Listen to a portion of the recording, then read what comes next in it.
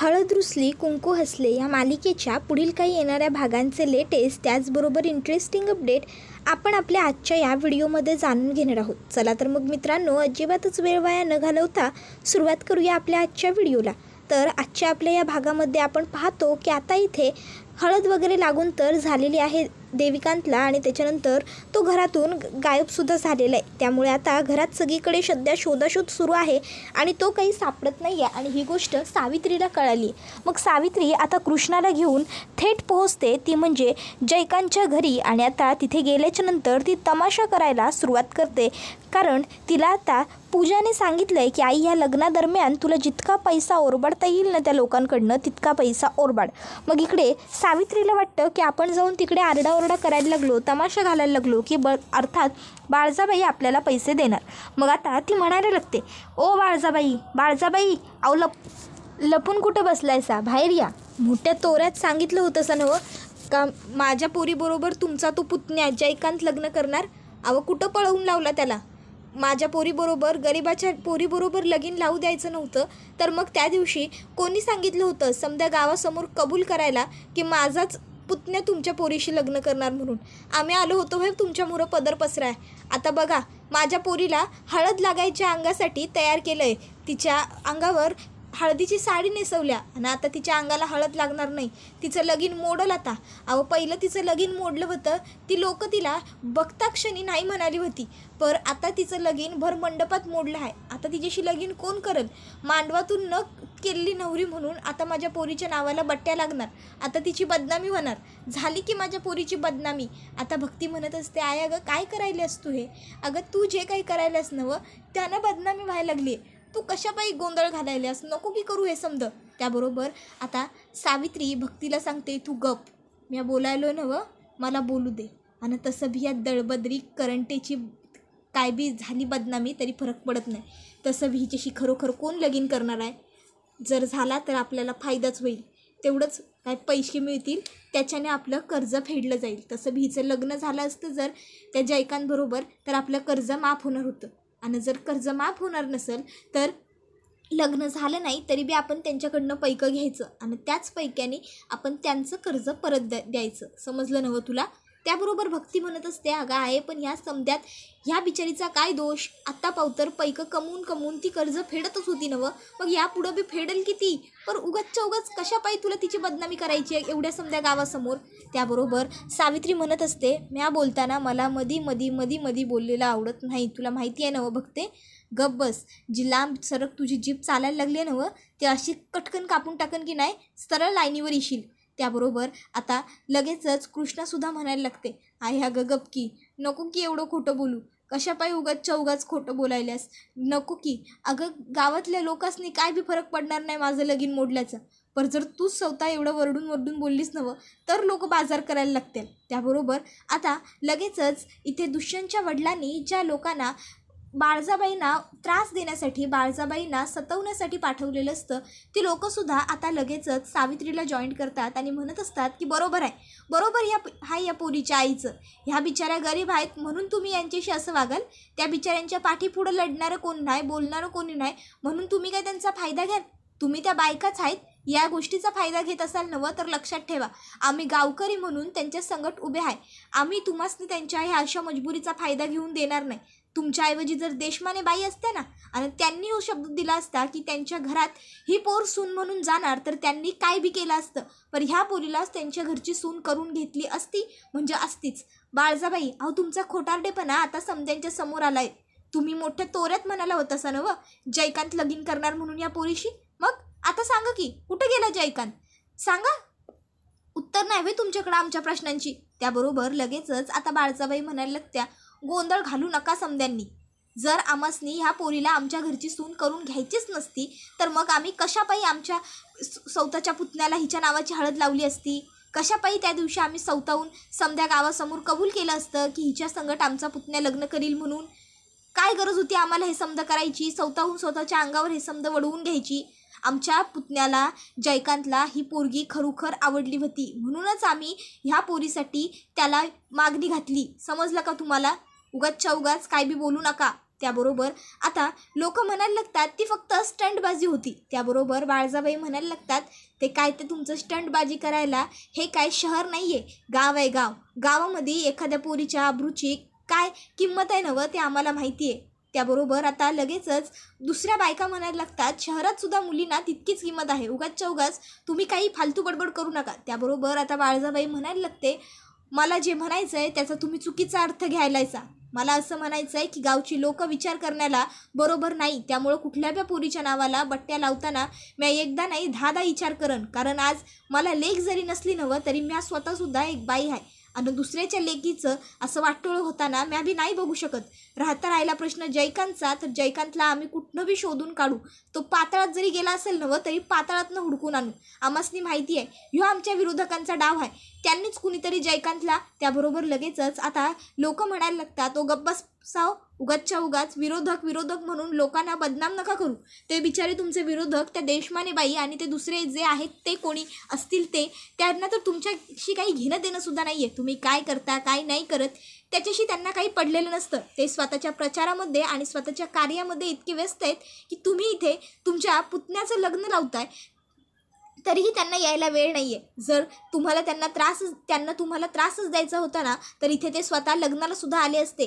पण त्यांच्यापैकी कोणीतरी तुम्हाला इथे दिसतंय का? उलट आता तुमचा पुतण्या भर मंडपातून गायब झालाय ही बातमी वाऱ्यासारखी संपूर्ण गावातच पसरली असेल. गावात काय गावाच्या बाहेरपर्यंत सुद्धा गेली असेल तरीही त्यांच्यापैकी कोणी इथे आलंय का? कारण त्यांना काही घेणं देणंच नाही आहे तुमच्याशी. त्याबरोबर बाळजाबाई म्हणत असते तुम्ही जास्त बोलायलायसा असं वाटत नाही का तुम्हाला? त्याबरोबर तो माणूस म्हणतो वाटतंय नवं, आम्हासनी वाटतंय आम्ही जास्त बोलायलोय आणि तुम्हासनी जरा जास्तच बोललं बी पाहिजे, नाहीतर त्याच्याशिवाय तुम्ही लाईनीवर यायच्या नाही नवं. त्याबरोबर लगेचच आता बाळजाबाई काकांना म्हणत असतात गणपत भाऊजी. त्याबरोबर लगेचच गणपत काका पुढे येतात आणि म्हणायला लागतात हे बघा लोक हो शांत व्हा.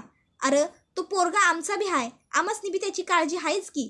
आणि आमासनी जर त्याला गायबच करायचा असता तर ह्या लग्नाचा घाट घालायची आमासनी खरंच गरज नव्हती. आमच्या कुणी गळ्यात लोडनं बांधलं होतं वय की त्या कृष्णीला आमच्या घरची सून करून घ्या असं नाही नवं. आम्ही स्वतःच्या मर्जीनं त्या पोरीला आमच्या घरची सून करून घ्यायला तयार झालो की नाही. काहीतरी विचारपूर्वकच आम्ही बी निर्णय घेतला असेल. पण जर अचानक असं काहीतरी घडतंय तर ही गडबड आहे. त्यावर लगेचच आता बहिणावती म्हणायला लागते आणि तसं बी मी माझ्या पोराला सांगितलं होतं की तू तुझ्या खोलीतच राहा, खोलीतनं बाहेर पडू नको. आणि मला माझ्या लेकावर पूर्ण भरवसा आहे, तो त्याच्या खोलीच्या बाहेर आलाच नसणार. काहीतरी गफलत झाल्या. त्याबरोबर लोक म्हणायला लागतात ओ हे बघा उगाचच्या उगाच तुम्ही आमासनी धडा शिकवू नका. गफलत असून द्या नाहीतर काय बी होऊ द्या, आम्हाला त्याच्याशी काय घेणं देणं आहे. आम्हाला फक्त कृष्णाच्या लग्नाशी घेणं देणं पडले. त्याबरोबर लगेचच आता इकडे बाळजाबाई म्हणायला लागते तुम्ही कुणी बी काळजी करू नका. ह्या बाळजाबाईचा शब्द असा आहे का ह्या कृष्णाशी लगीन करायला कोण बी तयार होईल. ह्या गावातला एखादा गडी बी तयार होईल ह्या कृष्णाशी लगीन करायला. त्याबरोबर लगेचच आता लोक म्हणायला लागतात की तिच्याशी लगीन काय कोण बी करील. ती पोरगी हुशार आहे, मेहनती आहे, जिद्दी आहे, तिच्या अंगात चिकाटी आहे. पर तुम्ही तुमचा शब्द मोडू नका. तुम्ही शब्द काय दिला होता गावासमोर तो लक्षात आहे ना व तुमच्या. तुम्ही कृष्णासाठी घरंदाज, हुशार आणि रुबाबदार नवरा शोधून आणाल जो तिला आयुष्यभर सांभाळेल आणि पुण्यांदा तिला कुणाच्या दारावसरीला घालवणार नाही असा तुम्ही तिच्यासाठी चांगला सासर खंबीरपणे शोधून आणाल. मग आता खंबीर सासर शोधायचं आहे तर आपल्या गावात तुमच्या इतकं खंबीर घरानं कोणाचं आहे सांगा की आता तुम्ही. त्याबरोबर लगेचच बहिणावती म्हणत असते अरे तुम्हासनी समद्यासनी फक्त ह्या एकट्या कृष्णीचंच पडले. अहो माझं सोन्यासारखा पोरगा सकाळपासून घावना झालाय, जेव्हा हळद झाल्या तेव्हापासून गायब आहे, त्याची कोणाला काही पडलेलीच नाही. अहो असं कसं काय करू शकता तुम्ही, माणूस आहे का जनावर. अहो ह्या कृष्णाचं काय ही तुमच्या नजरेसमोर आहे, पण माझं लेकरू माझ्या नजरेसमोर नाही. मला काय वाटत असेल विचार करा की. त्याबरोबर लोक म्हणत असतात हे बघा विचार त्यांचा केला जातो जी लोक दुसऱ्यांचा विचार करतात. अशा लोकांचा विचार मुळात करायचाच नसतो जी लोक हप्ता वसुली करतात, एखाद्या गोरगरीब शेतकऱ्याच्या घरातलं धान्य लुटतात, स्वतःच्याकडं वजन आहे, स्वतःची चुलती सरपंच आहे याचा फायदा घेऊन पोलिसांना घाबरवतात, धमकवतात, त्यांचा फायदा उचलतात, कुणाच्या बी ठेल्यावरनं काय बी उचलून आणतात. ह्या अशा लोकांना इज्जत मिळत नसत्या. समजलं ना व तुम्हासनी. आणि राहिला प्रश्न बाळजाबाई तुमचा तर बघा तुम्हासनी काय करायचं आहे ते ठरवा लवकर. नाही जर तुम्हासनी तुमचा पुतण्या घावत नसेल तर मग कदाचित तो वर गेला असेल, आणि जर तो वर गेला असेल तर मग आम्ही बी तुम्हासनी तुमच्या पुतण्याच्या जवळ पाठवतो की. तसं बी तुमच्या लेकापेक्षा जास्त जीव पुतण्यावरच आहे असं तुम्ही स्वतःच एका कॉन्फरन्समध्ये कबूल केलेलं आहे. मग पुतण्या आणि तुम्ही वर बसा आणि समधीखाली काय करतायत ते बघा की. तर इकडे आता तीच लोक बाळजाबाईंवरती बांबू उगारतात. त्याबरोबर आता लगेचच दुष्यंत हा तो बांबू पकडतो. बाळजाबाई ह्या खूपच जास्त घाबरून गेलेल्या असतात. तर दुष्यंत हा त्यांना म्हणत असतो, पुरे झाला, आत्तापर्यंत खूप व्हायलन्स केलास तू आणि मी अगदी शांतपणे निमूटपणे तुझं सगळं ऐकूनसुद्धा घेतलं. का माहिती आहे? कारण मला गोंधळ नको हवा होता, हे माझं घर आहे म्हणून. पण जर आता तुला सभ्य भाषा कळत नसेल तर मात्र मला तुला माझ्या भाषेत उत्तर द्यावंच लागेल. त्याबरोबर बाळजाबाई दुष्यंतला थांबवतात आणि म्हणतात, दुष्यंत थांब, काय करायलास हे बघ, उगाच भांडण वाढायला नको, वाद वाढायला नको, त्यापेक्षा आपण ह्याच्यावरनं तोडगा काढू. तर कृष्णा म्हणत असते, काय तोडगा निघायचा आहे ह्याच्यावर, सांगा की तुम्ही. अहो माझ्या आयुष्याची माती झाली अपार, काय तोडगा निघणार? अहो 2दा लगीन मोडलं आहे माझं, 2दा. कसं व्हायचं आता माझं पुढं? लगीन नाही झालं तरी बी मला नाही फरक पडत, पण ही लोक टोमणे मारून वनवस आणतील मला. त्याबरोबर आता दुष्यंत हा हे सगळं बघतो आणि त्याला लगेचच आता आठवण येते गौतमीची. तो विचार करतो, ती एक किती नालायक मुलगी होती जी जेन्युअनली माझ्याबरोबर राहणं तर खूपच लांबची गोष्ट राहिली, तिला तर साधं जेन्युअन या शब्दाचा अर्थही माहीत नसेल. पण ही कृष्णा हिच्या बिचारीच्या बाबतीत किती वाईट घडतं आहे, लोक हिला किती दोष देत आहेत, हिला किती बोलत आहेत. तर आता काही लोकांमध्ये कुजबूज सुरू होते की पांढऱ्या पायांची पोरगीच आहे, अहो जन्माला आली तेव्हा आईला गिळलं आणि आता बघा आता होणारा नवरा बी गायब झाला हिचा. त्याबरोबर मग मात्र आता दुष्यंतला सहन होत नाही आणि मग दुष्यंत हा कृष्णाशी लग्न करतो. कृष्णाशी लग्न दुष्यंतने केलेली गोष्ट बाळजाबाईंना फारशी आवडलेली नसते. तर आता इथे पूजाला भक्ती सांगते की आता कृष्णाचं लगीन झालं आहे, ती तिच्या सासरी नांदायला गेल्या, त्यामुळं तू गावाला येऊ शकतेस. आता तुला तिच्यापासून पळण्याची गरज नाही. त्याबरोबर ती म्हणते की ठीक आहे, येईन मग मी गावी. आणि आता एका दिवशी पूजा ही गावी आलेली असते. आता ती नक्की कृष्णाबद्दल काहीच विचारत नसते, त्यामुळे घरातसुद्धा कृष्णाचा विचार आता फारसा कोणी करत नसतं, विषयही निघत नसतो.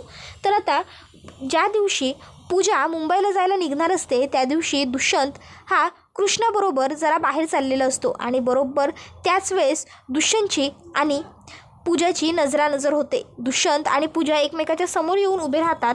तर आता पूजा ही म्हणत असते, हे सगळं काय आहे दुष्यंत? त्यावर दुष्यंत म्हणतो, तू काय केलंस? स्वतःच्या मनाला आधी विचार आणि मग मला उलट उत्तर विचारायला ये, समजलं ना? त्याबरोबर लगेचच आता पूजा म्हणायला लागते, म्हणजे मी असं केलं आहे तरी काय, सांग ना मला, काय केलं आहे मी? त्यावर दुष्यंत म्हणत असतो, त्या दिवशी तुझ्या फ्लॅटवरती तुझ्या बेडवरती तुझा बॉस काय करत होता तुझ्याबरोबर? त्याबरोबर मग मात्र आता पूजा ही गप्प बसलेली असते. दुष्यंत म्हणत असतो, बोल ना. नाही आहे ना माझ्या प्रश्नाचं उत्तर? For your kind information Gautami, तुझ्या घराची एक स्पेअर किल्ली माझ्याकडे सुद्धा नेहमी असते. तुला आठवलं नसेल म्हणून तुला सांगितलं पुन्हा एकदा, कळलं ना? लॉक बदलून घे तुझ्या घराचा आता. नाही म्हणा, आता तर त्या किल्लीची मला काही उपयोग नाहीच आहे, ठेवून आलो मी तुझ्या घरमालकाकडे. त्याबरोबर आता त्या ठिकाणी कृष्णा आलेली असते. तर कृष्णा म्हणत असते, अरे भावा तू उभी का, तू बस ना. त्यावर लगेचच ती म्हणायला लागते की नाही नको, ॲक्च्युली मला निघायचंच आहे, मी मुंबईलाच पुन्हा जायला निघत होते, तर मी जाऊ दे मी निघते. आणि मग ते आता तिकडनं निघते. आता खरं तर इकडे खूपच जास्त खराब झालेला असतो दुष्यंतचा मूड. तर कृष्णा त्याला म्हणते की काय हो, काय झालं? पूजीला भेटल्यानंतर तुम्ही एवढे असे का दिसायला? त्यावर दुष्यंत म्हणतो, काही नाही आणि पूजाचा काही संबंध नाही आहे, समजलं तुला? पण एक मिनटं, तू तिला सतत पूजा पूजा असं का म्हणतेस? तिचं नाव तर गौतमी आहे ना? त्यावर लगेचच आता ती त्याला सांगते की अहो असं काय करायला आहे? गौतमी कसं, पूजा नाव आहे आमच्या पूजीचं. तर आता हे ऐकल्याच्या नंतरसुद्धा दुष्यंतला एक खूप मोठा आणखीन धडका बसलेला असतो. त्याला वाटत असतं, बापरे ही मुलगी किती खोटारडी आहे, ही माझ्याबरोबर किती खोटं बोलली आहे. आता हळूहळू माझ्यासमोर हिच्या एकेका खोट्याचा उलगडा होत चाललेला आहे. आता असाच हळूहळू मला कृष्णाकडून हिच्याबद्दलची सगळी माहिती गोळा करावी लागणार आहे, त्याशिवाय मला कळणार नाही ह्या मुलीने नक्की मला किती गोष्टींसाठी आणि कसं कसं काय काय फसवलं आहे ते. त्याबरोबर लगेचच आता तो म्हणत असतो की जाऊ दे सोड, आपण निघूया, आपल्याला पुढे जायचं आहे, उशीर होतो आहे. आणि मग ते दोघंसुद्धा तिकडनं पुढे जातात. तर आता इथे आपण पाहतो की बाळजाबाईंनी मात्र ठरवलं आहे की ह्या घरात ती पोरगी माप ओलांडून जरी आली असली तरीसुद्धा म्या तिला सुनासारखं कधी बी वागवणार नाही. ती नोकर आहे या घरची आणि तिनं नोकराच्याच पायरीवर राहायचं. त्याबरोबर आता ती म्हणत असते की ठीक आहे. तर आता हे सगळं काही दुष्यंतच्या वडिलांना बघवत नसतं. त्याचे वडील म्हणत असतात की तुम्ही काय बी करा, पर आम्ही सूनबाईंची मदत करणार म्हणजे करणारच. कारण जर तुम्हासनी ताळ्यावर आणणारी कोण पोर असेल या जगात तर फक्त त्या आहेत आमच्या सूनबाई, आणि त्याच तुम्हासनी ताळ्यावरती आणणार ह्याची आम्हासनी पूर्ण खात्री आहे. खात्री नव्हं, आमचा विश्वास आहे. त्याबरोबर आता हे सगळं ते मनातल्या मनात बोलत असल्यामुळे कोणाला ऐकू जात नसतं. तर आता कृष्णा ही रडत बसलेली असते. तर त्या ठिकाणी आता तिचे सासरे येतात. आता सासऱ्याला बघून कृष्णा डोळे वगैरे पुसते. तर आता तिचे सासरे तिला समजावून सांगतात की हे बघ, रडू नकोस, आज तुम्ही दोघं बाहेर गेला होतास नवं, काय झालं तिकडं. त्यावर कृष्णा सांगते की मी अशी अशिक्षित अडाणी गावंढळ त्यांना कशी शोभेन. त्यावर लगेचच ते म्हणत असतात की हे बघ, जोड्या देवानं ठरवलेल्या असतात, त्यामुळं कोणाची कोणाबरोबर जोडली जाईल ना हे काही सांगता येत नाही. सगळं कदाचित नंतर व्यवस्थित होणार असेल, त्यामुळं आता तुला ह्या काट्याकुट्यातून जावं लागत असेल तर असा विचार करू नकोस, कळलं तुला. त्यावर कृष्णा होकार देते. तर आता ती लगेचच म्हणायला लागते, तुम्ही बोलत नाही का बाळजाबाईंशी. त्यावर ते सांगतात की बोलतो की, म्या बी बोलतो, हळूहळू कळेल तुला, ह्या समजातलं सगळं कळेल तुला. जाऊ दे, जा खोलीत पड आणि आराम कर. त्यावरती बाबा तुमचं आणि बाळजाबाईंचं. त्याबरोबर बाबा म्हणतात की तुला जे वाटायला आहे तेच बरोबर आहे, पर हळूहळू तू या घरात रुळलीस की तुला आपोआप समज कळेलच. समज एकदम कळाय हवं अशी काही आठ नाही आपली. जा वरती जा आणि आराम कर. त्याबरोबर कृष्ण तिकडनं आराम करायला निघून जाते. तर हा व्हिडिओ इथेच संपतो. व्हिडिओ आवडला असेल तर व्हिडिओला लाईक करा, चॅनलवर नवीन असाल तर चॅनलला सबस्क्राईब करा आणि बेल आयकॉन आठवणीने प्रेस करा, जेणेकरून तुम्हाला पुढच्या प्रत्येक व्हिडिओचं नोटिफिकेशन मिळत जाईल आणि सर्व व्हिडिओंचा आनंद हा अगदी उत्तम पद्धतीने घेता येईल. चला तर मग मित्रांनो, आजच्या पुरतं इथेच थांबूया. पुढचा व्हिडिओ येईपर्यंत टाटा बाय बाय, धन्यवाद, take care all of you.